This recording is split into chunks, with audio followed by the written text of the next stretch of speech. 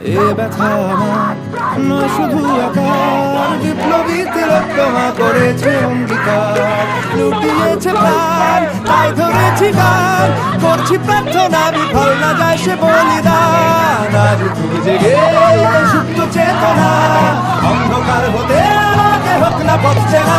আর কবে আর কবে আর কবে আর কবে আর কবে আর কবে আর কবে আর কবে